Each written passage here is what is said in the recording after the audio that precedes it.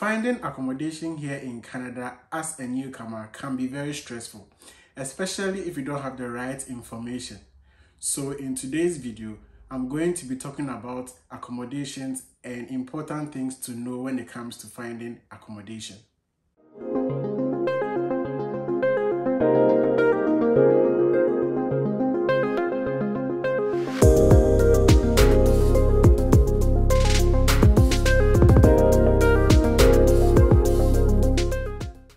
Hi guys, welcome back to my channel. This is Marvin.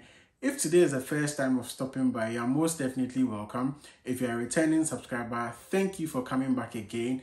So today we are talking about finding accommodation here in Canada. The first thing I'll talk about is how I found my accommodation here in Canada, as to what I went through to secure my accommodation here in Canada.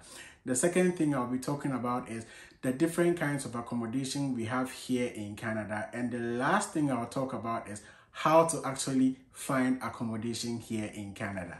Yeah, so I was lucky. I had a friend who was already here in Canada, Newfoundland, St. John's to be precise. So before, I was already in contact with him, and he was like, we can actively start looking for a space once I get my study permit. So I think in the first week of August of 2022, when I got my study permit, I told him that, oh, now I have my study permit, so we can actively start searching for accommodation. So he was like, okay. So he started looking out for accommodation, and shout out to Nanaya. Thank you so much for your help. So yeah, he was looking for accommodation, and he also told me to also check on Facebook Marketplace if I could find, anything. But I didn't even know what Facebook Marketplace was, because I barely even go on Facebook, to be honest. So I went there and I looked, but I wasn't finding if you're not in Canada, and for instance, I was in Ghana, you wouldn't have a lot of content won't be available to you, because the Facebook Marketplace in Ghana, or I don't know, maybe anywhere else, is not like the one here in Canada, right? So if you are in here in Canada, you have access to a lot of stuff. So yeah, he ended up, looking for the space on Facebook Marketplace, and I think he got one place. He got viewing. So he went to view, he took video of the place, but he told me the place was so tiny and it wasn't so good. He sent me the video, I also checked, and then I wasn't digging the place at all. So he was like, there's still time, he will still be looking out for another place. So I think along the line, he got another space and he took videos of it and showed it to me. And he was like, I can actually take this space, and then when I come in, I will be able to, find accommodation that, suits my tastes in a way. So I was like, okay, I'll just take it like that. So it was a basement, 3 bedrooms, and I was going to be taking 1 bedroom, and I was going to be sharing a kitchen and bathroom, laundry with 2 other fellows, right? So yeah, I was told to make a down payment of, I think, was it 250 or 300 Canadian dollars, one of them. So yeah, I did the down payment and I secured the place. And actually the place was supposed to be available 2nd October, right? And I was coming in 7th of September. So, I didn't have any other choice. I just had to take it like that. So I was going to figure out where I was going to be staying from 7th September till 2nd October, when the place will finally be available to me. So I secured the place all right, and when I landed, I stayed with my friend for I think 2 nights and 3 days, right? So yeah, when I was coming to Canada, I also came with a friend from Ghana who was also coming to Newfoundland Memorial University. So we came together, and he already booked a space, because he also had a friend who was already here in Canada, right? So through his friend, he also booked a space. He also made a down payment, but the first night he spent at the place, he didn't like it, right? So he told his friend that can he help him look for another space, because he didn't really like where he went to the first night. So his friend was like, he thinks his landlady has another house where she gives out some of the rooms like as Airbnb, right? So his friend spoke to his landlady, and his landlady was like, there's a room he can actually come and occupy. So he moved in to like the woman's house, right, on the second day, I think. Yeah, so as Airbnb, right? So I think on my after my second night at my friend's house, I spoke to my friend, the one I came with, right? And he was like, oh, in his house, he thinks the woman has like one spare room, which is also using as Airbnb. So he's going to speak to her, and then if she agrees, I can equally move in as well. So after speaking to her, he was like, she wants me to come. So right, on the third day I moved, and then I moved into like to join my friend in the woman's house, right? So yeah, in the house there are 3 rooms at the top and 3 rooms in the basement. So I was sharing, there's a master bedroom, and I was sharing a bathroom with my friend because we're both upstairs. Yeah, and it's really cool. So in the first month we paid as Airbnb, right? So along the line, when I came in, I was also looking out.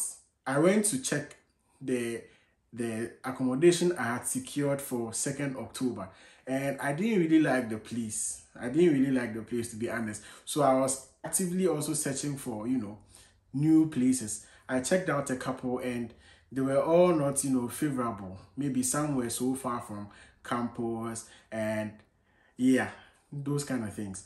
So lucky for me, the landlady where I was living, she was like, oh, we could actually stay, I and my friend could actually stay and pay 650 every month. So we're like, oh, then that's fine because it's inclusive. And here in Canada, some rents are inclusive, which means you don't pay your own utilities, but some can also charge you, and it's like maybe you're paying 650 POU. So pay your own rent, you pay your own utilities, right? So in this case, the 650 was all inclusive. So yeah, we're like, okay, that's fine. We'll just take it because I mean, we were comfortable, and then we loved the place as well. It was spacious enough. So I ended up keeping the space, right? So yeah, this is how I secured my accommodation here in Canada. So now I'm talking about the different kinds of accommodations we have here in Canada. We have apartments, we have condos, we have houses, we have student hostels. So in Canada generally, right, we have all these kinds of apartments, but I'm going to be limiting it to where I currently reside, which is St. John's, Newfoundland, to be precise, right? So in St. John's, we don't really have, you know, like condos. The dominant accommodation here are houses, right? Houses and school hostels. That's for international students. But I mean, if you go to Toronto or Alberta, you'd have like condos, you'd have like apartments, you know, because they are much bigger and larger. My province, Newfoundland, is mostly houses and apartments. So some students don't want to go through the stress of looking for apartments or looking for accommodations themselves, right? So they email the school to be able to get, you know, student hostels, right? So they just email the school to tell them that, look, they are looking for like a student hostel. So if there's some available, I mean, they can pay for it and all of that. So here in Memorial University, I think some of the student hostels, if not all of them, come with student meal plans, right? So you're supposed to pay an additional fee for these students' meal plans. And I know students like from Africa who come here and, you know, after their first semester, they move out of the student hostels because you are paying like quite a lot of money for these student meal plans, and the food is not to your taste or is not something you enjoy, right? So at the end of the day, you end up still going out to do shopping or buying groceries to come and cook the kind of food you like, right? So most students sometimes move out of the student hostels at the end of their first semester.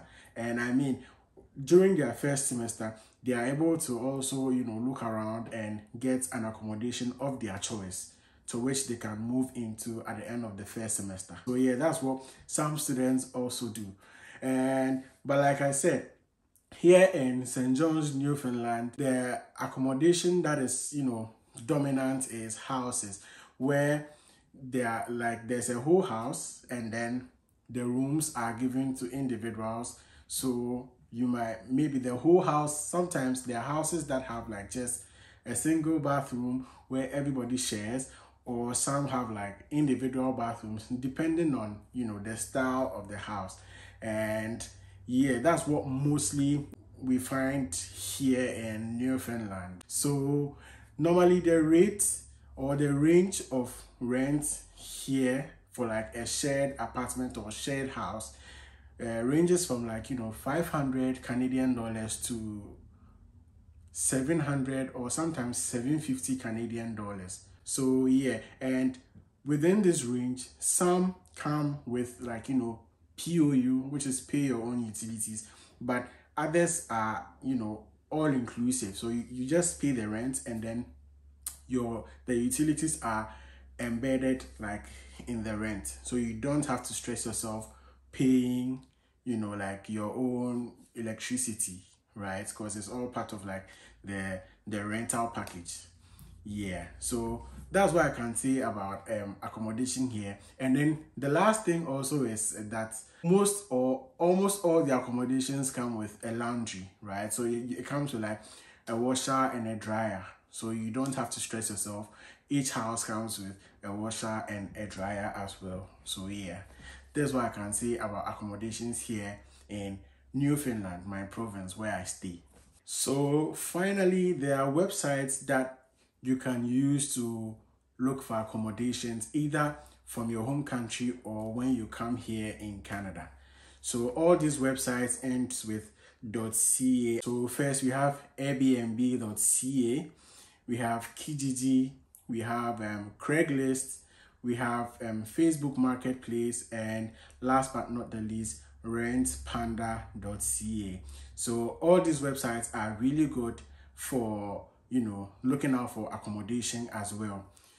For example, in my province, the most dominant one here is Facebook Marketplace. That's what most people use here in Newfoundland. But I don't know about other provinces, so that's why I've just given you a list of websites that I know of, and I also know other colleagues in other areas used to find accommodation either from their home country or when they landed here in Canada. So yeah, this is what I can say about finding accommodation here in Canada. And then just to chip this in, I feel the best way to look for accommodation is to either come in early into Canada before your school reopens, maybe some few weeks before your school reopens. If you don't know anybody here in Canada or where you are going to, you can just book an Airbnb for a short period. So once you get into like Canada, you can use these websites to look for maybe long stay accommodations, right? So and then you can have like a lot of options because you are there yourself, and once you look for these accommodations and you're able to secure viewing, you can actually go there and view it yourself. So if it's up to your taste, you take it. If it's not up to your taste, you continue to look for other options. So this brings us to the end of today's video. Thank you for watching till the end. If you haven't subscribed to my channel, please do well to subscribe to my channel to help me grow here on YouTube. And don't forget to like, comment, and share my videos. See you soon. Coming back again to watch my video. Oh fuck. Thank you for coming back again.